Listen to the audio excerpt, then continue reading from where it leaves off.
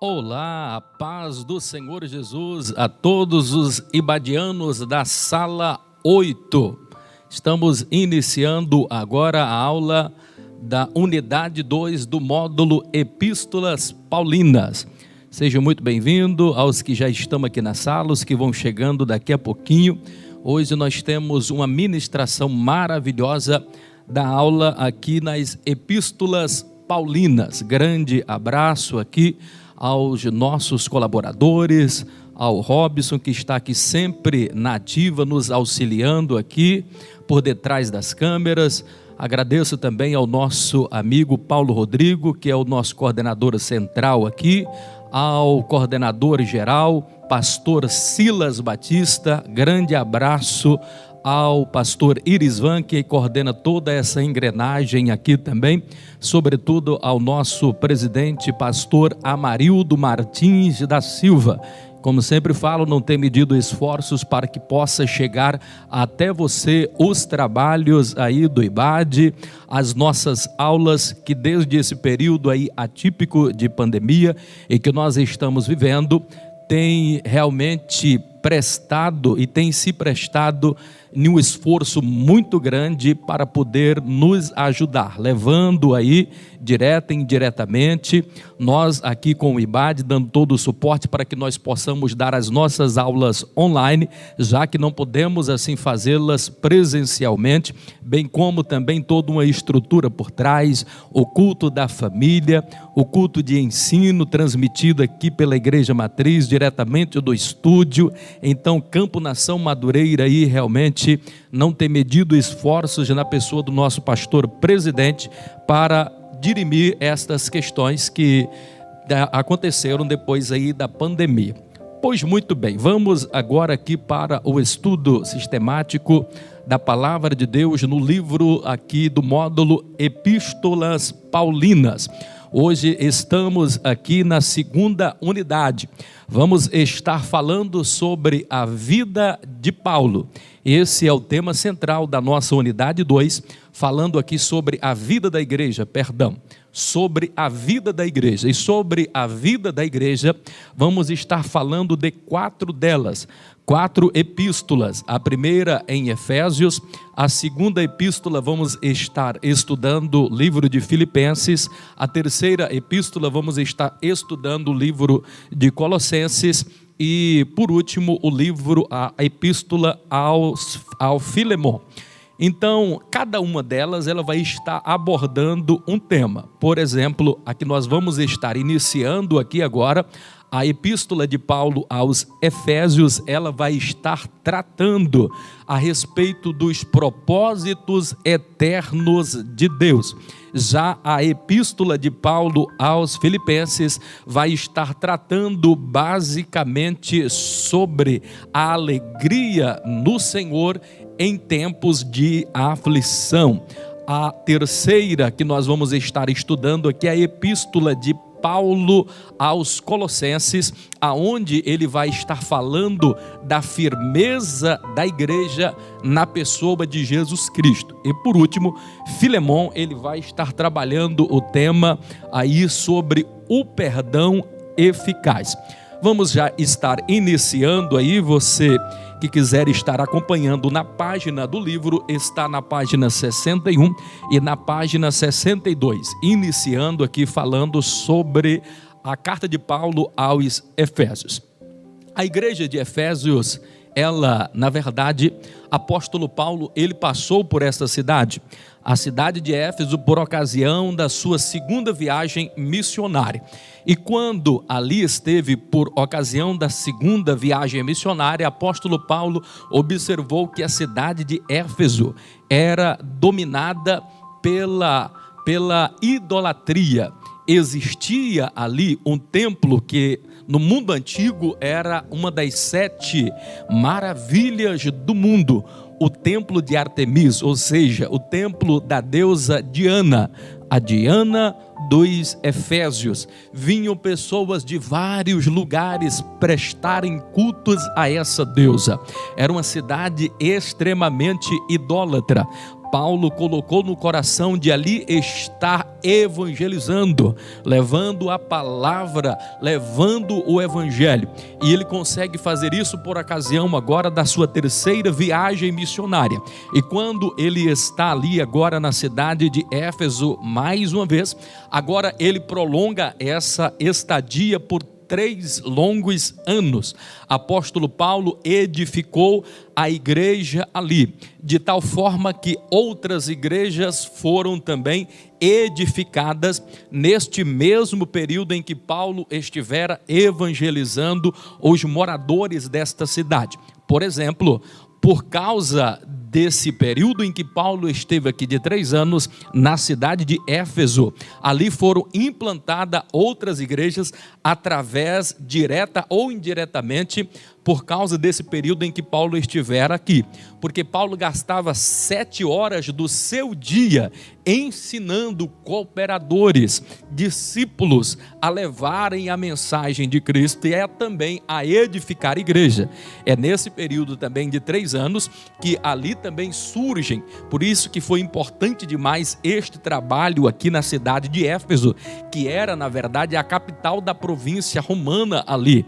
Éfeso, ela tinha e detinha um poder muito grande, sobretudo financeiro, sobretudo em todos os aspectos. Ela influenciava bastante, porque era uma rota também de mercadores, por ali passavam diversos mercadores. Então, com essa estadia de Paulo ali, outras igrejas foram edificadas, dentre elas a igreja de Hierápolis, a igreja de Laodiceia, a igreja de Colossos, a igreja de Esmirna, Sardes, Tiatira e Filadélfia e Laodiceia. Todas foram edificadas por ocasião desta passagem aqui de Paulo. O interessante é que Paulo passa 3 anos aqui, no momento em que ele poderia estar colhendo os frutos do seu trabalho. Já era um pastor presidente, ele poderia estar acomodado. Ele recebe agora a notícia de que irmãos que haviam sido expulsos de Roma estavam agora regressando para Jerusalém, e muitos deles haviam sido confiscados seus bens, as suas terras, de tal forma que vieram e retornaram para Jerusalém extremamente pobre. Ao saber disso, o apóstolo Paulo então abre mão do melhor tempo, aonde ele iria colher os frutos do seu trabalho. Já tinha a igreja edificada, poderia dizer que já era um pastor presidente, existia outras congregações subordinadas à congregação, à matriz onde ele estava ali em Éfeso, mas mesmo assim ele agora resolve levantar uma grande oferta e ir agora em direção para Jerusalém, para poder ali socorrer com esta oferta aqueles irmãos que foram expulsos de Roma sem direito a nada, porque ele tinha esse coração verdadeiramente voluntário. Quando é que Paulo escreve esta carta aos Efésios? Paulo escreve a carta aos Efésios no período ou por ocasião da sua primeira prisão, quando agora ele já está em Roma. Lembrai-vos, pois, que ele foi preso por causa de uma acusação de quem? Acusação dos judeus, e agora ele fica preso na Cesareia Marítima. De lá ele parte para Roma e fica preso em uma prisão de 2 anos ali em Roma, uma prisão que nós poderíamos dizer que ela tinha algumas regalias, era como que se tivesse uma liberdade condicional. Pessoas poderiam o visitar na casa onde ele estava hospedado. Nesse mesmo período ele também prega, evangeliza toda a guarda pretoriana, em uma oportunidade que jamais ele teria se não fosse através agora desse período que ele estivera preso. Então é nesse período, por ocasião aqui dessa sua primeira prisão, que ele está agora em Roma, que ele escreve a carta de Éfeso. Não só de Éfeso, mas ele escreve também mais outras 3 cartas: a carta aos Filipenses, a carta aos Colossenses e a carta também a Filemon. Percebam que nesse interim aí, quando da primeira prisão de Paulo para a sua segunda prisão, nesse intervalo, ele escreve mais 2 cartas. A carta de Paulo a Tito e a primeira carta de Paulo a Timóteo. Depois disto daí, já mais para o final, quando Paulo já está praticamente vivendo os dias do seu martírio, ele é agora trancafiado em uma masmorra, ele perde aquelas prerrogativas da primeira prisão, já não é mais uma prisão ali condicional, ele já está limitado de várias coisas, e é nesse ínterim, nos últimos dias da sua vida, que ele escreve então a segunda carta aos Timóteos. Pois muito bem, já sabemos que Paulo escreveu a carta aos Efésios por ocasião dessa primeira prisão de Paulo ali em Roma. Ele escreve essa carta e a gente vai perceber algumas coisas bastante interessantes aqui. Logo desde o capítulo 1, nos versos 1, 2 e 3, ele já fornece muitas informações importantes e necessárias para nós entendermos a carta. Logo no primeiro versículo, Paulo, se apresenta como sendo o autor, quer dizer, ele é o remetente da carta, é quem está enviando a carta, é quem está escrevendo aquela carta. Então perceba que agora, apóstolo Paulo, ele fala algo interessante. Ele diz: eu, Paulo, apóstolo de Cristo, não pela vontade do homem, ele está dizendo pela vontade de Deus. Eu, Paulo, apóstolo de Cristo, pela vontade de Deus. Ele já esclarece aqui um fato que poderia, quem sabe, trazer alguns questionamentos. Ele pega e diz: eu, Paulo, apóstolo de Cristo. E por que ele é considerado um apóstolo de Cristo? Sobre isso é importante nós aqui enfatizarmos também uma questão, porque nos dias odiernos nós ouvimos e vimos várias coisas a respeito, apóstolo isso, apóstolo aquilo, mas se fôssemos analisar e observar realmente a origem da palavra, o que é ser apóstolo de Cristo? Apóstolo de Cristo existiram apenas aqueles lá do Velho Testamento, ou do Novo Testamento, os 12 apóstolos, e depois, posteriormente, esse aqui, apóstolo Paulo, que foi referendado pelo próprio Deus para também ser reconhecido como apóstolo de Cristo. O que era necessário para ser um apóstolo de Jesus? Primeiro, ter sido chamado pelo mestre para esta função. Segundo, ele teria que ter andado, caminhado, presenciado os fatos e os milagres de Jesus e a respeito de Jesus. Então entendemos que Paulo, ele não fez isso. Como é então que ele é agora separado como apóstolo de Cristo? Vocês se lembram, já estivemos falando na aula aqui, na unidade 1, no nosso módulo aqui, a respeito dessa questão que lá no caminho de Damasco, ele tem este encontro com o Senhor Jesus, e é o próprio Jesus que o instrui durante aquele período de tempo. Então a gente pode dizer com toda a segurança que Paulo estava sendo instruído pelo próprio mestre, pelo próprio Jesus. Então assim ele pode ser verdadeiramente também considerado um apóstolo de Jesus. Fora esses, amados, tudo que nós vemos aí, me desculpe a franqueza, é falácia, é faz de conta, é jogar para a galera. Mas não vamos criticar cada um com as suas questões. Mas o apóstolo Paulo, para que não se tivesse dúvida, ele pega e diz: eu, Paulo, apóstolo de Cristo, pela vontade de Deus. Às vezes poderia não ser pela vontade do homem, mas era seguramente pela vontade de Deus. Foi Deus que o escolhera, e esse homem tem o seu contexto tão importante na história, de que os 27 livros do Novo Testamento, 13 fora ele que escrevera, ou seja, quase a metade dos livros do Novo Testamento foram escritos por esse homem.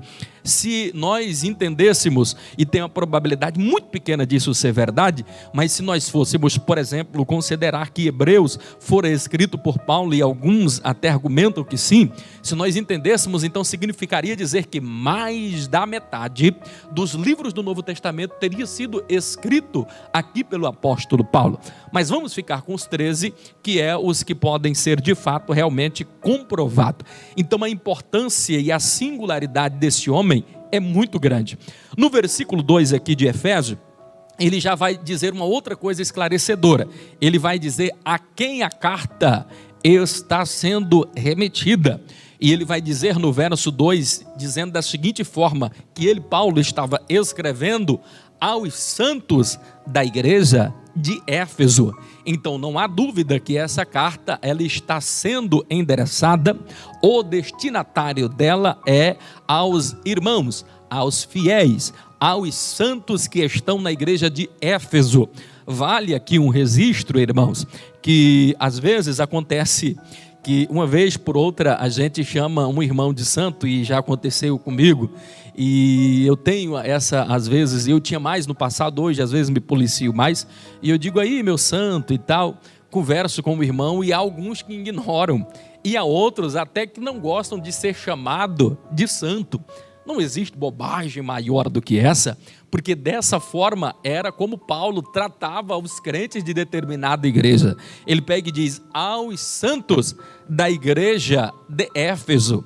Quer dizer, o povo de Deus é um povo que chama pelo nome do Senhor, é um povo que pode ser chamado santo. Alguns ignoram, porque logo levam isso a crer como que se fosse aquela questão de adoração de imagem, como é feita em uma outra igreja. Então alguns levam para esse lado e não gostam. Há outros que se acham pecadores, se acham falhos, e por isso não se acham dignos e apelam e dizem, não me chama de santo, isso e aquilo, o que não tem nenhuma razão de ser, porque essa questão, o termo santo não está se referindo que a pessoa não tem defeito, porque se assim fora, ninguém poderia ter sido chamado de santo, porque só existiu um santo, que é Jesus de Nazaré. Esse verdadeiramente não cometeu pecado. Essa nomenclatura de santo era uma das formas de se chamarem os cristãos daquela época e hoje também.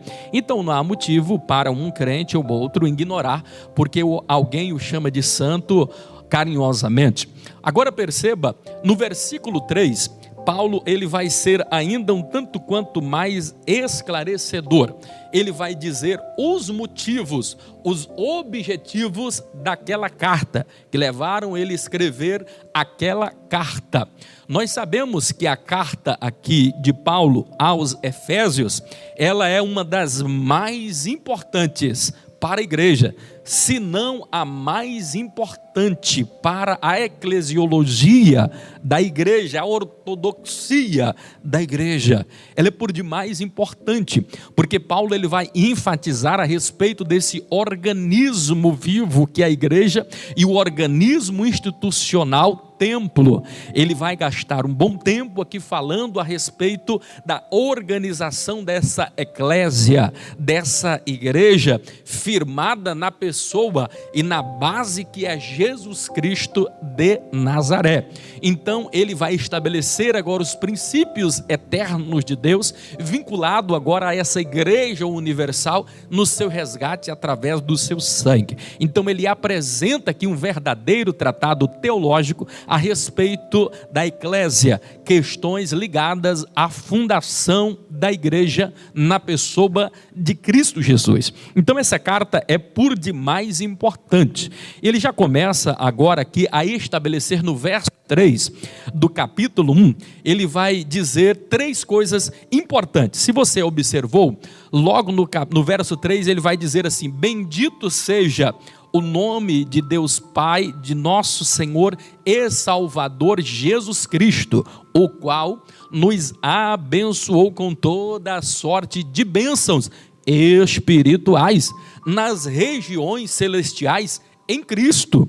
Perceba que aqui nós temos três coisas. Primeiro, nós temos a fonte da bênção. Segundo, nós temos aqui, além da fonte da bênção, nós temos a natureza da bênção. E por último, nós temos aqui a esfera dessa bênção, o alcance desta bênção. A fonte da bênção, ele logo diz: bendito seja o Deus Pai, Criador de nosso Senhor e Salvador Jesus Cristo, o qual nos abençoou. Então, qual é a fonte da nossa bênção?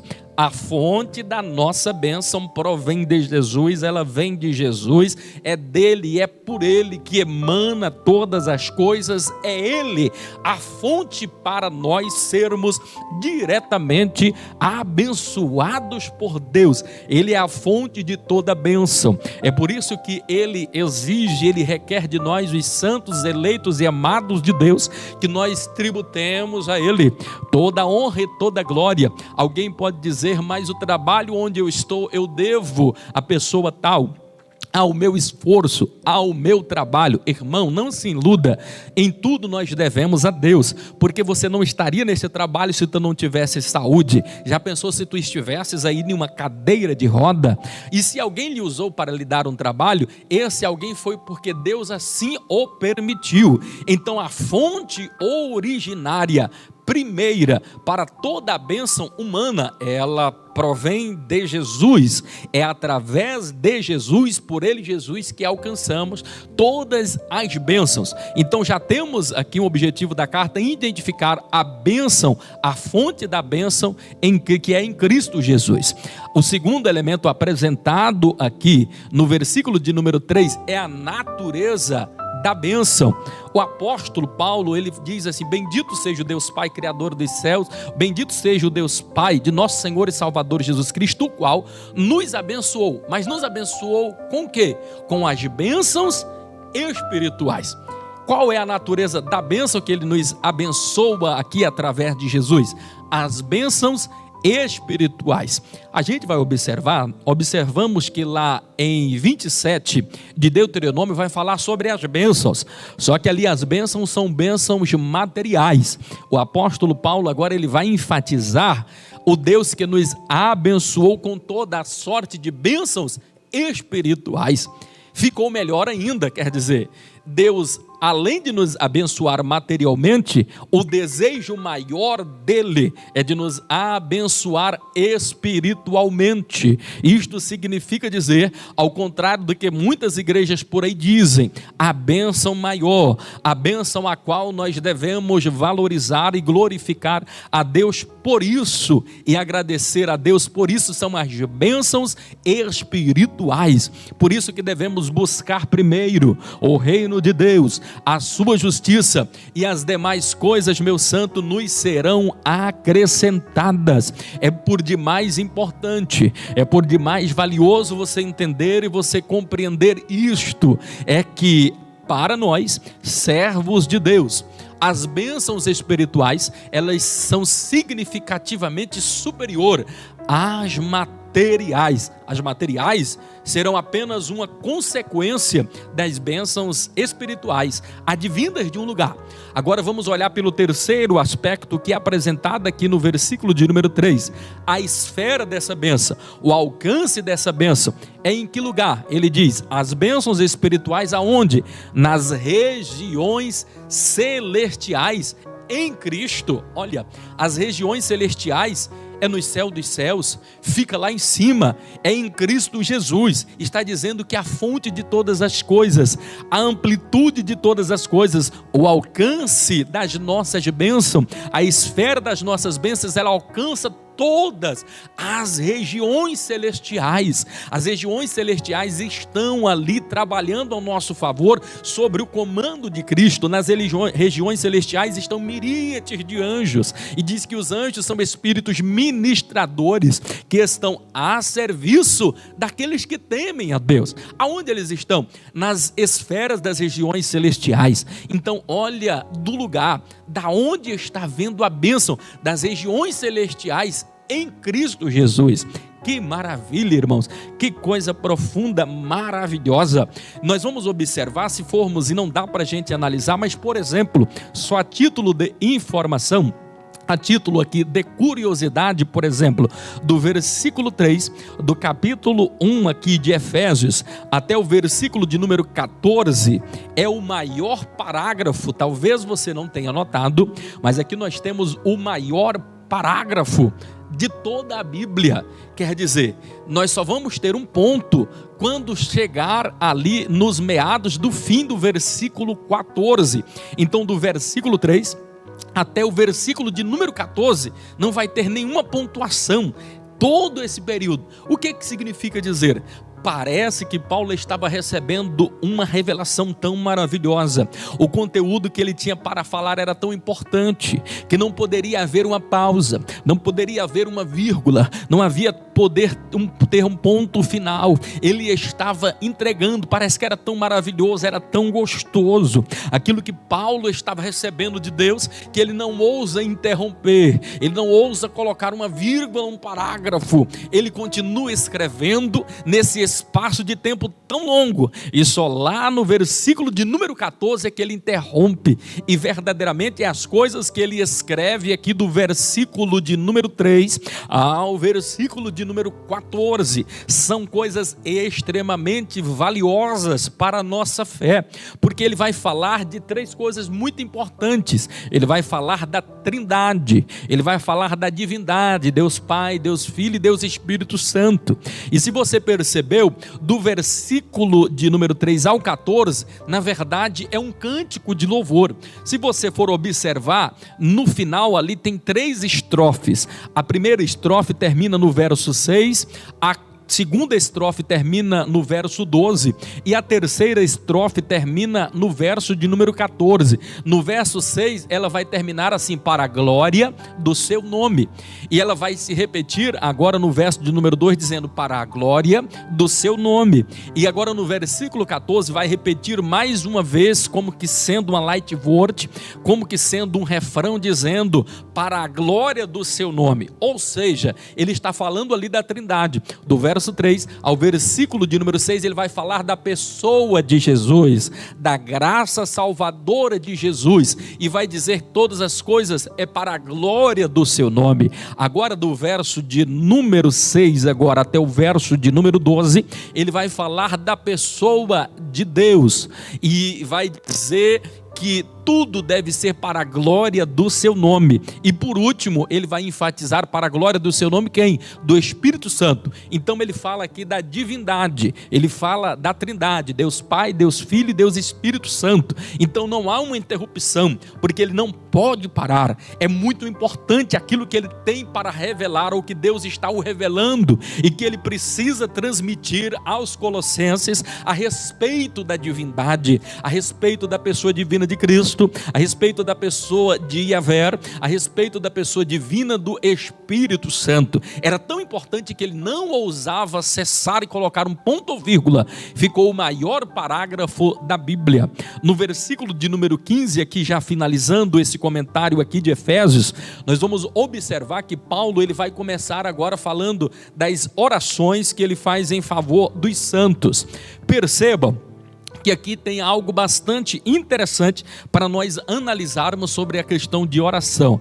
Paulo agora ele vai falar algo muito importante, e todas as vezes, se você for observar na Bíblia Sagrada, nas epístolas paulinas, os momentos, o clímax, o ápice, o momento mais alto dos ensinamentos de Paulo consistiu nas horas em que ele esteve apresentando uma oração em favor da igreja. Isto é algo revelador, porque vai acontecer a mesma coisa aqui também em Colossenses, no capítulo de número 3, o verso 14 e o versículo de número 21. Isto vai se repetir também, um grande ensinamento de Paulo, o ápice do seu ensinamento agora também em Colossenses, no capítulo de número 1, dos versos 9 a 11, vai se repetir também algo maravilhoso, um grande ensinamento de Paulo, o ápice dos seus ensinamentos também agora em Colossenses, no capítulo 1, do versículo de número 11 ao versículo 9 ao versículo de número 12, Filipenses também 1 e o versículo de número 9 ao versículo de número 11, e assim sucessivamente. Nos momentos em que Paulo está em oração, são os momentos que acontecem o ápice daquilo que ele tem a transmitir para a igreja. Então é importante nós analisarmos uma coisa aqui, é que quando nós oramos, grandes coisas acontecem. Revelação da parte de Deus a nós são entregues.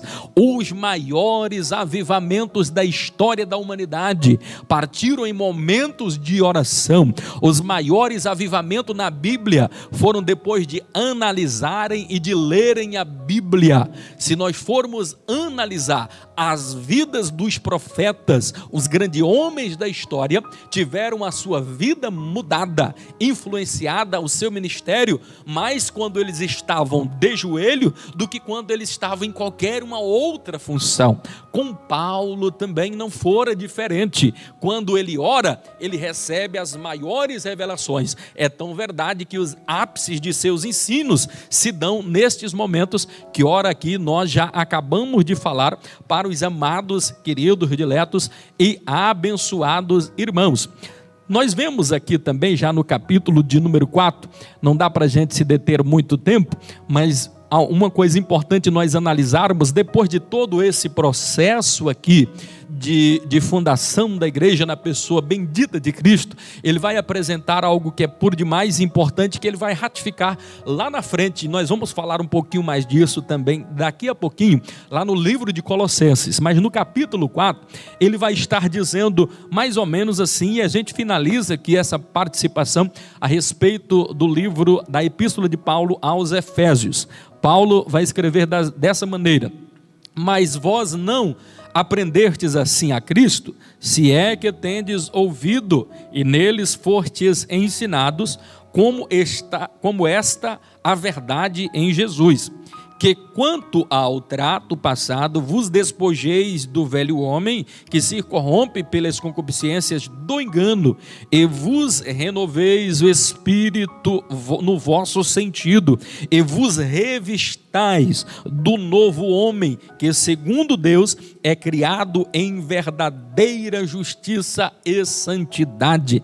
Que coisa maravilhosa, que revelação extraordinária. Ele vai começar dizendo aqui, o que esses versículos estão querendo dizer? É que a santidade começa quando nós abandonamos as velhas roupas lá do passado, assim como nos diz a palavra de Deus também em 1 Coríntios, no capítulo de número 5, o verso de número 17, dizendo: pois assim sendo, esquecendo, e ele fala isso, se alguém está em Cristo Jesus, nova criatura é, as coisas velhas já se passaram, e eis que tudo agora se fez novo, eis que tudo se fez novo. Ele vai falar a respeito disso, mais especificamente lá em Colossenses. Nós vamos observar que a segunda coisa que o versículo aqui, estes versículos, eles mostram aqui para nós, é que a santidade provoca mudanças espirituais na vida do homem. Então isso é importante a gente observar.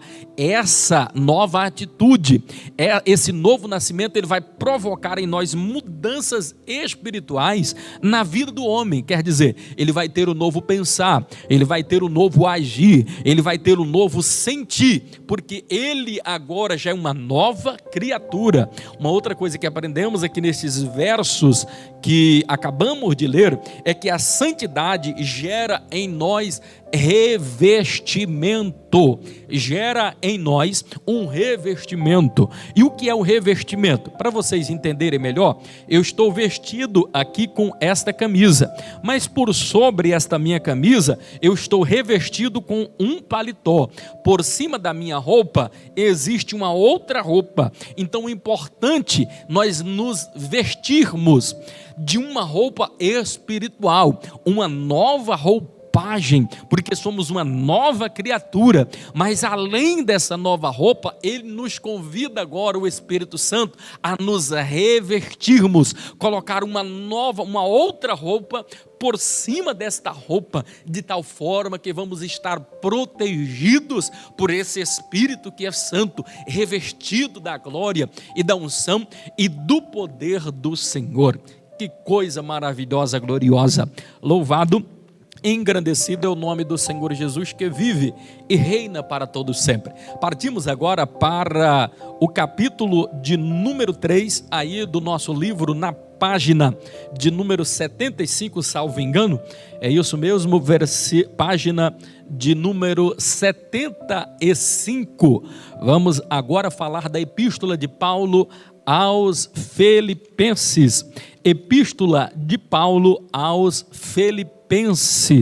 E que carta maravilhosa. Aqui nós vamos observar, escrevendo Paulo, ele vai falar agora sobre a alegria no Senhor em tempos de aflição. Alegria do Senhor em tempos de aflição. Eu acho uma das epístolas, e seguramente esta é a epístola que o apóstolo Paulo, ele coloca nela mais amor, ele coloca mais carinho, ele coloca mais empenho e dedicação emotivo. As frases são carregadas de profundo amor.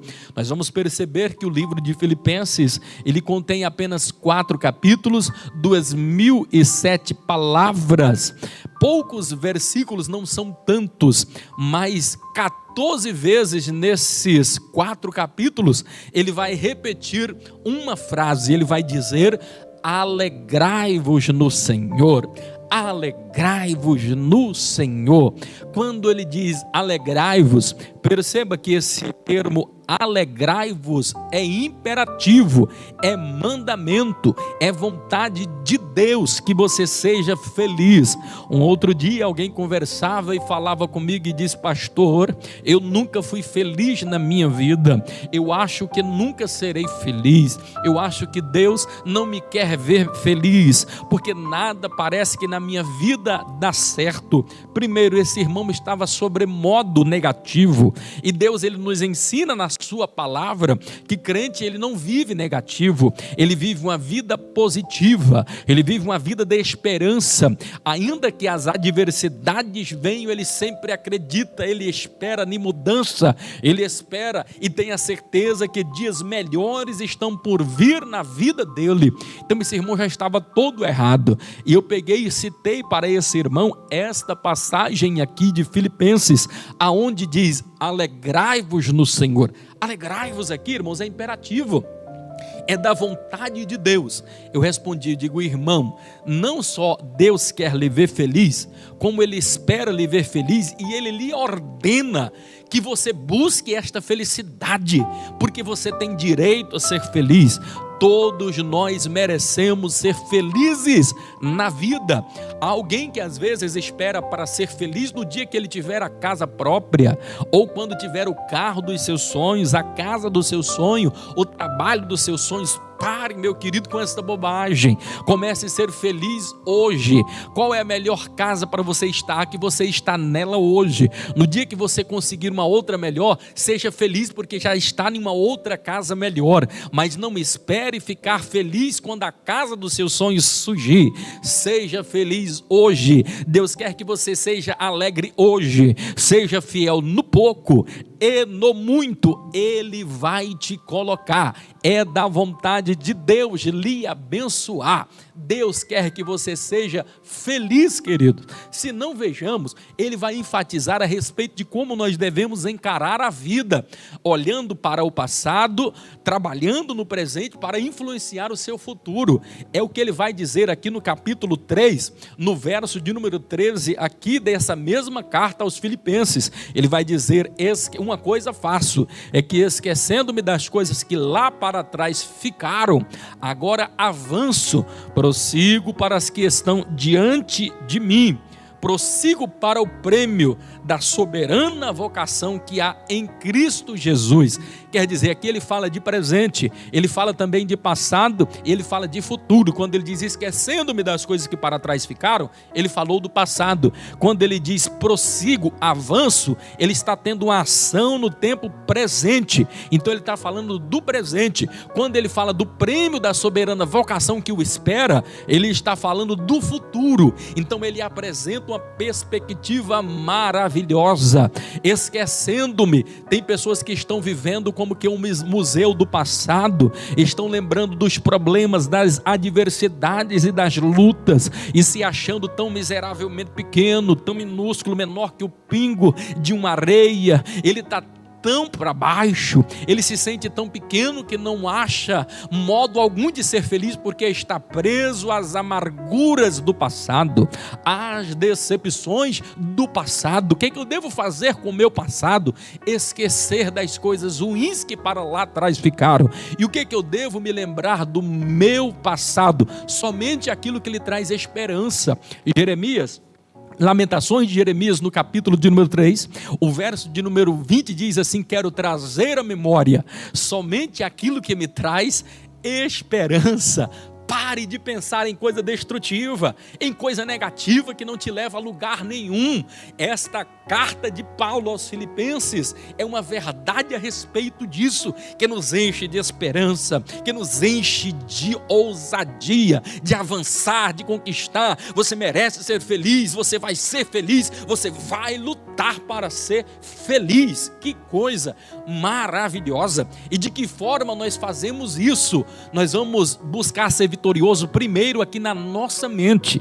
É o que ele vai tratar aqui em Filipenses, e durante toda essa narrativa ele vai trabalhar sobre essa questão que é muito abordada hoje na neurociência, que parece ser um fato novo, mas que Paulo já falava há tantos mil séculos lá atrás. Há quantos séculos atrás apóstolo Paulo já falava a respeito desta verdade, que alguém achando que achou a roda, que descobriu a roda da neurociência, isso e aquilo. Não, queridos, apóstolo Paulo já falava sobre como enfrentar essas questões, problemas da mente, porque se você não sabia, a nossa mente é um campo fértil, dela surgem as maiores batalhas. Nós primeiro somos derrotados na mente. Então, se você quiser ser vitorioso, então comece a trabalhar esta mente. Eu sempre costumo e gosto muito de uma frase de Frank Otlavo que diz: vigie os seus pensamentos. Por quê?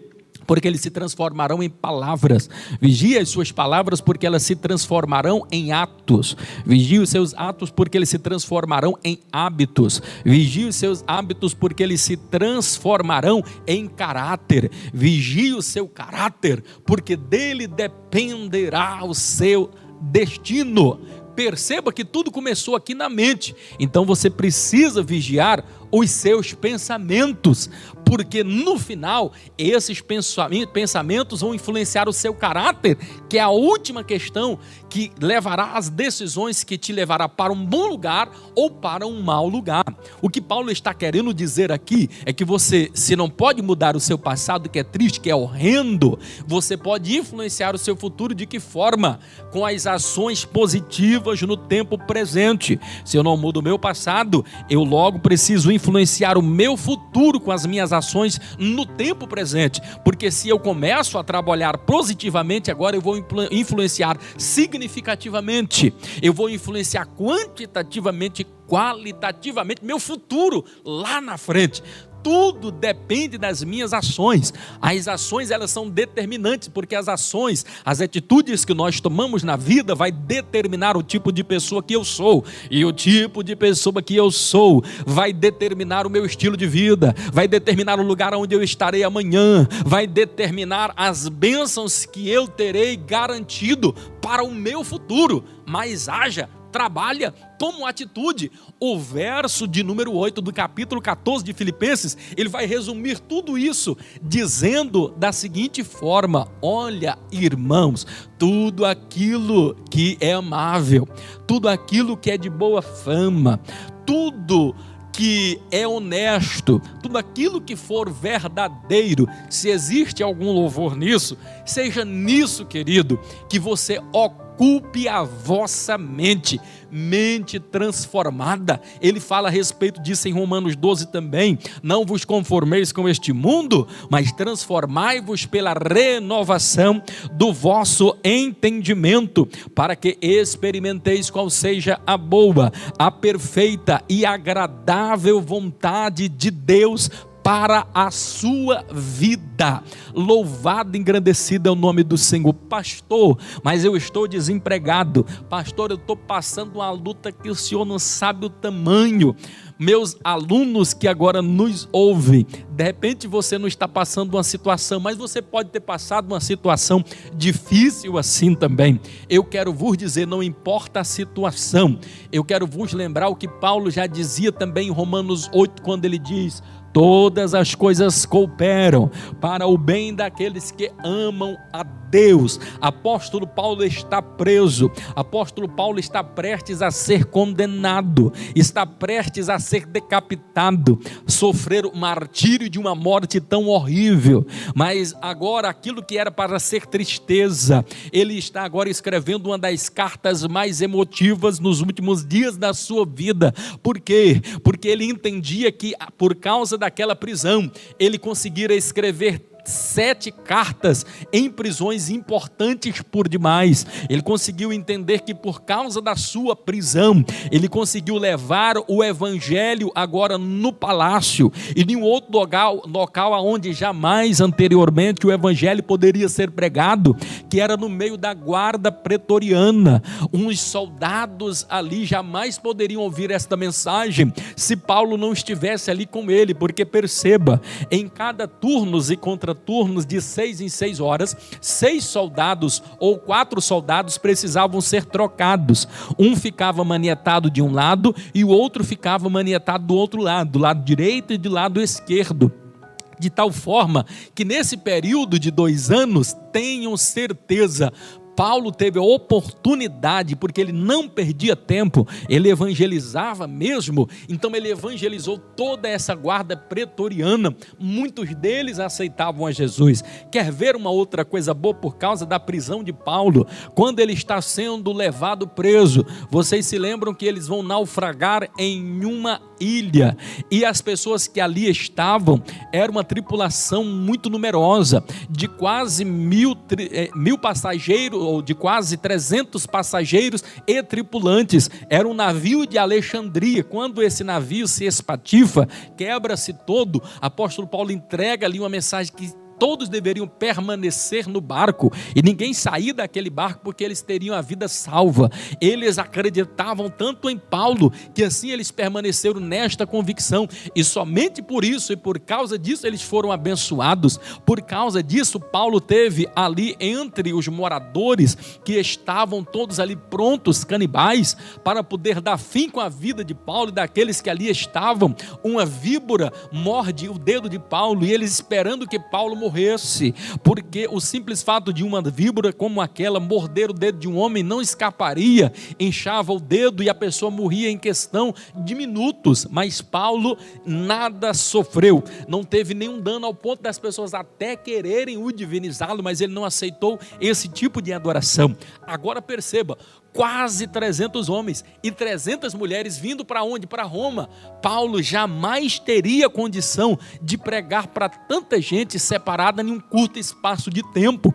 Mas percebo que além dessas 300 pessoas, essas pessoas tinham familiares. Então eles falaram do que Deus operara através da vida de Paulo. Nesses 3 meses, Paulo falou tantas coisas, evangelizou tanto ali, que a voz daquelas pessoas se fizeram ecoar na voz, ou a voz de Paulo se fez ecoar na vida dessas pessoas, a todos os moradores ali de Roma, e por isso teve tantos que se converteram ali naquela cidade. Então Paulo tinha verdadeiros motivos para dizer e para se alegrar no Senhor, porque a sua prisão fora motivo de muitas almas serem alcançadas. A semente que ele plantou ainda está viva até os dias de hoje. Então não se lastime, não chore, não pranteie, trabalhe, se esforça e seja feliz, porque essa é a vontade de Deus para a sua vida. Partindo agora para o livro aqui de Colossenses, por gentileza, queiram por bondade, partir agora para o livro de Colossenses, na página de número 75, aqui falando sobre a igreja de Colossenses. Colossenses vai falar da firmeza da fé em Cristo, a firmeza da fé em Cristo. Essa carta de Colossenses, ela tem uma similaridade muito grande com a de Efésios. Lembra? Se Efésios ele fala da eclesiologia, ele fala do corpo da igreja, em Colossenses ele vai falar da cabeça da igreja, que é Cristo. Ou seja, se lá Paulo falava da igreja organismo vivo e o organismo como templo, agora Deus está, em Colossenses, está falando do cabeça que é Cristo, que governa aquele corpo, que estava sendo falado ali em Efésios. Então tem uma similaridade muito grande aqui com a igreja de Colossenses. Quem eram os moradores desta cidade? Onde ficava a cidade de Colossos? A cidade de Colossos ficava na região da Frígia, ali na Ásia Menor. Algumas coisas nos chamam bastante a atenção.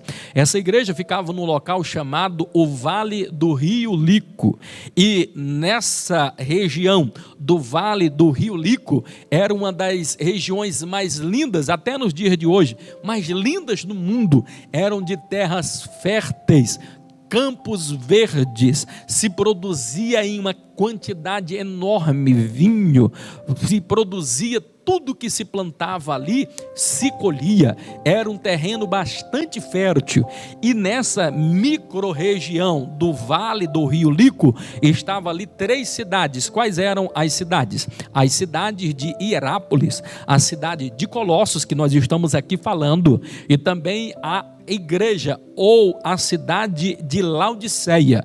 Todas elas ficavam nessa micro-região e distavam uma da outra cerca de aproximadamente 9 quilômetros, e elas estavam ambas cerca de aproximadamente 160 quilômetros da igreja de Éfeso.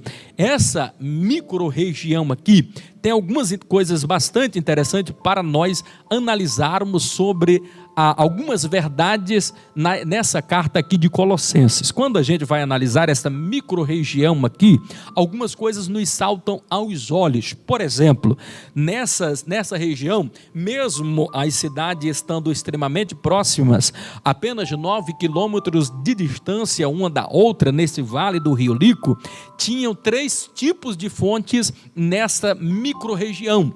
Na região, por exemplo, de Hierápolis, existia uma fonte de águas termais, quer dizer, eram águas curativas. Várias pessoas de várias regiões que estavam doentes vinham para a cidade de Hierápolis por causa das águas termais, porque era água medicinal, era uma fonte de águas extremamente quente, fervia. E já na cidade aqui de Colossos já era diferente. Era exatamente o contrário. Se em Hierápolis a água era quente, era termal, agora em Colossos a água era extremamente fria, gelada mesmo. Quer dizer, 2 regiões tão perto e fontes tão distintas uma da outra. Perceba e entenda aqui que essas águas eram extremamente frias, e porque eram extremamente frias, assim também eram águas curativas, eram águas terapêuticas, e muitas pessoas ali vinham também pelo poder terapêutico e curativo dessas águas. Agora existia uma outra terceira fonte agora na igreja, na cidade de Laodiceia, que era uma fonte que produzia uma água que não era quente e não era também uma que produzia água fria, era uma água morna. Que caso curioso, na mesma região, 3 tipos de fonte diferentes. Só que agora, diferentemente de Hierápolis e Colossos, a água da fonte que jorrava ali de Laodiceia, para muito pouca coisa servia, ou para quase nada servia. Servia apenas quando a pessoa tomava dela, sentia ânsia de vômito. É por isso que em Apocalipse nós vamos observar Jesus dizendo: olha Laodiceia, porque posto que tu não és quente e nem fria, estou a ponto de vomitar-te fora. Então o interessante, o que nós aprendemos aqui, você que é pregador, amante da palavra do Senhor, aluno ibadiano, então você precisa entender Qual a fonte que você quer ser? Uma fonte com poder curativo de bênção para as pessoas? Você quer ser um canal de bênção, de refrigério? Ou você quer produzir ânsia nas pessoas? Você coloca um sol causticante, você produz um desconforto nas pessoas. Qual o tipo de fonte você tem sido na vida das pessoas? São coisas para nós analisarmos e observarmos aqui dentro do texto. Uma coisa, um fato bastante curioso também de nós analisarmos aqui, e é por demais interessante observarmos, é que estas cidades, as cidades de Hierápolis, sobretudo a de Laodiceia, elas vieram em um tempo crescente, quer dizer, elas começaram pequenas, foram evoluindo e foram crescendo gradativamente. O oposto acontecer agora com a cidade de Colossos. Colossos, ela desde o início ela começou uma cidade grande, mas por causa dos terremotos no ano 36 a.C. e depois os terremotos avassaladores no ano 40 já depois de Cristo, nós vamos observar que ela não conseguiu evoluir, ela não conseguiu se recuperar destes abalos sísmicos, ao passo que Hierápolis, ao passo que Laodiceia conseguiram sobressair e tornaram-se grande e cada dia mais grande, ao passo que a cidade de Colossos cada dia mais pequena, perdendo-se em volume e perdendo-se também em grau de importância. Quando nós vamos olhar para o passado desta cidade, mesmo que nós não sendo informados quando ela fora fundada, mas já desde os quintos séculos atrás nós ouvimos falar dessa cidade, quando, por exemplo, Heródoto falava desta cidade como uma cidade grandiosa, como uma cidade maravilhosa, suntuosa. Então ele já falava como era grande esta cidade aqui. Então nós percebemos algo interessante, é que essa cidade ela começa grande, mas ela vem em um sentido decrescente, quer dizer, e o que eu aprendo com isso? Isso simboliza um ministério prematuro, queridos. É por isso que eu e você precisamos no ministério passarmos por etapas. Você precisa começar a auxiliar, depois você vem a diácono, depois a presbítero, evangelista, pastor e assim sucessivamente. Você não pode pular etapa. Tem pessoa que ele é membro hoje e amanhã ele já muda-se para um ministério e debaixo de um pé de piqui ele já é consagrado a pastor. No primeiro vento ele cai porque ele não tem raízes. É o que aconteceu aqui com esta cidade. Começou extremamente grande, mas só vem diminuindo. A queda é terrível. Quando você é levado ao patamar no ministério e você não está pronto, preparado, não passou o tempo, porque o tempo lhe trará maturidade. Eu me lembro quando nos meus primeiros dias de crente, quantas coisas imatura eu fiz, pensei e falei, agi e procedi, que se pudesse voltar hoje no passado, muitas coisas eu faria diferente, mas a gente não tem como voltar no passado. O que volta é a vontade e a saudade de querer voltar no tempo, mas o tempo, querido, não volta. Então você precisa ter etapa. Então o tempo de ministério vai lhe dar maturidade. Você precisa crescer gradualmente, senão vai acontecer como aconteceu aqui com Colossos. Quando Paulo escreve agora esta carta a essa igreja, como é que essa igreja estava? Minúscula. Irmãos, entenda o contexto dessa igreja. A carta de Paulo aos Colossenses fora a menor carta, ou a carta à igreja menor, a cidade menor que Paulo escreveu. Foi a menor cidade a quem Paulo endereçou uma epístola. A cidade era muito pequena. E por que é que Paulo então escreve a uma cidade tão pequena?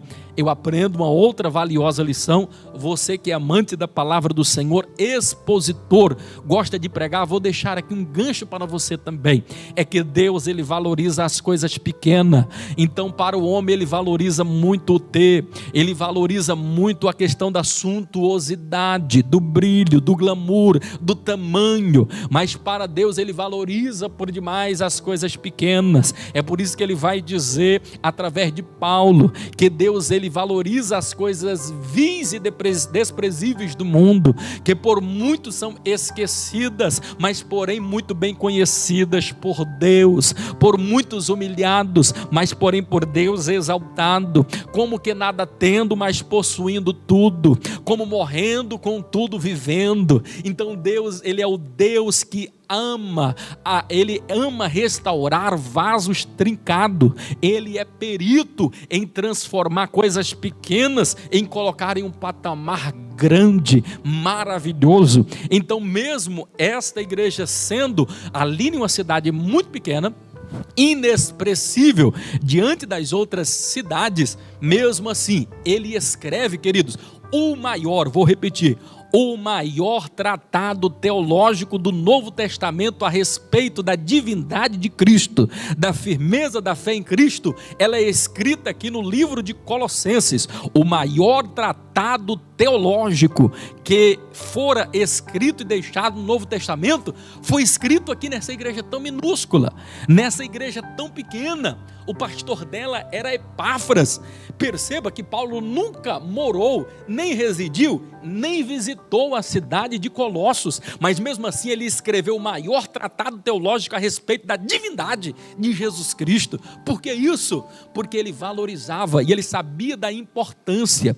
E quando ele escreve, na verdade, aqui a igreja de Colossos, ele também está escrevendo a Hierápolis, e ele também está escrevendo a Laodiceia, porque pertenciam à mesma micro-região, e o mesmo pastor de uma era o pastor de outra. Epáfras era o pastor destas três igrejas. É tão verdade que Paulo, ele endereça essa mesma carta e faz que ela seja lida nos outros locais, porque vamos observar que em Colossenses 4 e o versículo de número 3, o próprio apóstolo Paulo diz assim: eu dou testemunho do zelo que tenho por vós. Vós quem? A cidade de Colossos. E ele pega assim: e também do zelo que tenho pelos moradores da cidade de Laodiceia, e também pelo zelo que tenho dos moradores da cidade que estão em Hierápolis.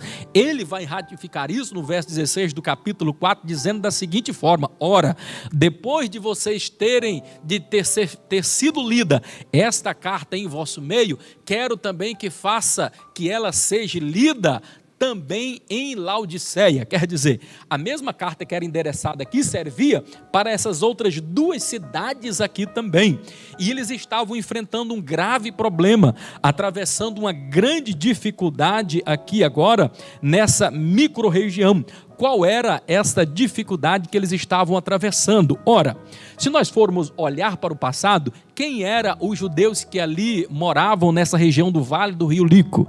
Foram aqueles que lá atrás, por volta do 5º século antes de Cristo, quando o imperador Antíoco Grande, ele manda agora 2.000 famílias, ele tira da região da Mesopotâmia, tira da região dos babilônicos e agora os envia para a Frígia, aonde ficava essa micro-região aqui.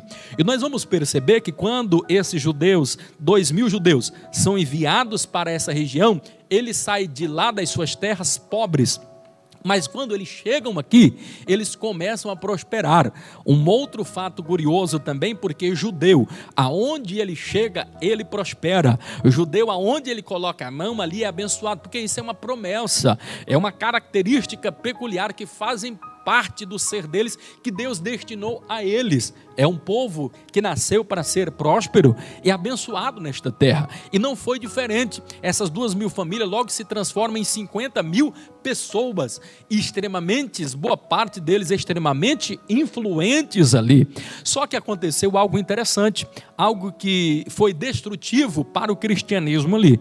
Porque quando eles estão ali naquela região, nós vamos observar que começa agora o grego helenista, com um sincretismo religioso muito grande, e trazendo consigo também, agora também o gnosticismo, e o gnosticismo muito presente ali no 2º século antes de Cristo, depois no 1º século já depois de Cristo, no 2º século depois de Cristo, começa a ganhar um corpo muito grande, e já no 3º século depois de Cristo, ele já tem um corpo muito grandioso, de maneira que ele está enraizado no meio ali dos judeus. Quer dizer, a fé em Cristo Jesus estava sendo comprometida por causa desse gnosticismo, desse sincretismo religioso. O que é que, na verdade, estava acontecendo? O que o gnosticismo fazia? Esses gnósticos, eles eram extremamente supersticiosos, acreditavam nessa leitura dos astros, no ritual de iniciação, e para eles o conhecimento era superior a qualquer uma outra coisa. Agora perceba que este conhecimento aqui, dito, lido e proferido por esses gregos helenistas, por esses gnósticos aqui, não é um conhecimento da palavra, é um conhecimento daquilo que eles cultuam, das práticas e rituais, das iniciação desse meio gnóstico. Então eles valorizavam muito a questão de visão, de experiência, e para ele o saber, esse saber gnóstico, este saber que era extremamente corrompida por causa de rituais, por causa de coisas, de folclores e de crendices, era superior, na visão dos gnósticos, tudo isso era superior à fé cristã, era superior inclusive aos ensinos de Cristo Jesus, do Evangelho de Jesus. Então, eles não tinham interesse em acabar com a fé cristã, e nem tampouco de aniquilar a fé cristã. O que eles queriam? Aliar este sincretismo, eles queriam aliar o gnosticismo aqui e juntar com a fé cristã e com isso corromper. E isso é extremamente perigoso, porque se não vejamos, perceba, quando o diabo chega dizendo que é diabo, todo mundo quer correr dele, mas quando o diabo chega disfarçando-se de anjo de luz, é diferente, querido. As pessoas têm dificuldade de reconhecer e dizem, olha, mas está falando tão bonito ali, não pode ser o diabo não, olha. Então o diabo, ele é perito nisso, em falsear verdades como se fosse mentira e trazer mentiras como se fosse verdade, fazer do amargo doce, enganar as pessoas de uma forma cruel e terrível. Então, quando esse engano vem falseado de coisas bobas, quando o engano vem misturado com coisa boa, é difícil para nós entendermos. Se não tivermos verdadeiramente arraigados dentro da palavra, aquilo ali vai nos derrubar da nossa fé. E era o que estava acontecendo, e sabendo agora disso, o apóstolo Paulo, meus amados, queridos, diletos e abençoados irmãos, é que ele escreve a defesa do evangelho na pessoa de Cristo, dizendo que Cristo é suficiente. E quando nós observamos isto daqui, às vezes nós pensamos que não existe no nosso tempo. Claro que existe. Existem gnósticos no meio da igreja? Ora, irmãos, vamos entender. Não duvide disso, tem crente que não se levanta da cama antes de ver o seu horóscopo. Entenda que tem crente que ainda hoje ele não consegue passar debaixo de uma escada. Existe um outro tipo de crente que, se ele vê um gato preto, para ele é um mau presságio. Então ele tem muita dificuldade em relação a estas questões aí. E aqui nós precisamos entender e compreender que nada disso tem valor.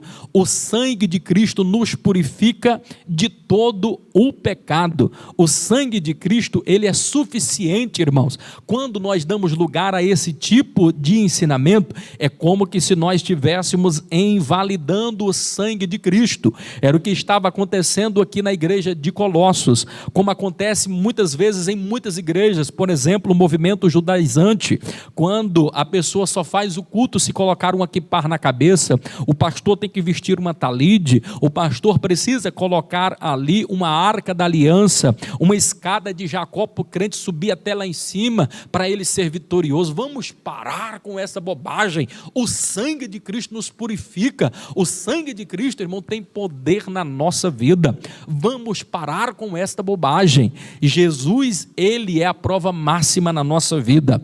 Finalizando aqui a nossa participação nesta tarde, não há mais tempo para conjecturarmos, mas a última parte aqui falaria sobre Filemon, e o Filemon vai falar sobre o perdão eficaz. O perdão eficaz, todos nós sabemos, resumindo aqui em 1 minuto aqui, para ganharmos tempo, estava avançado o horário, para entendermos Filemon, ele era o pastor de uma igreja, e essa igreja ficava onde? Exatamente na cidade de Colossos.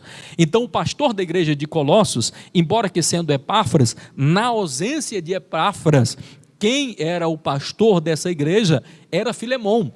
Filemão agora tem endereçado a ele uma carta, porque Paulo escreve a respeito de Onésimo, que teria sido escravo dele, que teria roubado uma quantia em dinheiro, somatória de algumas coisas, joias, não sabemos ao certo, e agora tem um encontro com Paulo em Roma, tem a vida transformada, e Paulo agora intercedendo por ele, escreve a este Filemão. Filemão, se nós formos observar, a carta é endereçada a ele, mas no verso 2 também de Filemão, nós vamos observar que a carta ela é endereçada a Áfia e a Arquipo. Áfia era esposa aqui deste homem Filemão. Arquipo, que também dirigia e dividia a responsabilidade de dirigir os cultos ali na sua casa, era o filho de Áfia, e era o filho também aqui de Filemão. E nós vamos observar que agora, através aqui desta carta, cheia de amor, cheia de tanto carinho, Paulo vem apresentando que este Filemão seja por ele, Filemão,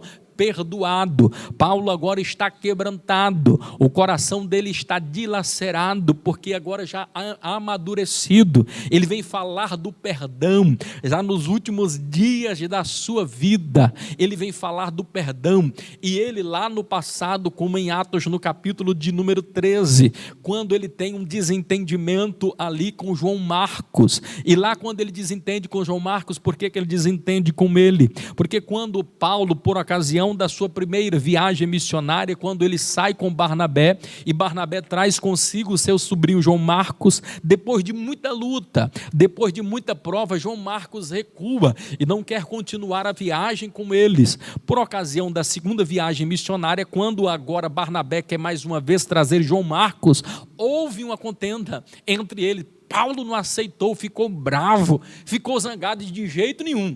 Esse rapaz não vai vir conosco, porque ele foi inútil na primeira viagem. É ali que Paulo chama agora Silas para ir com ele, e agora nós observamos que Barnabé e também agora esse jovem João Marcos vai para um outro lugar.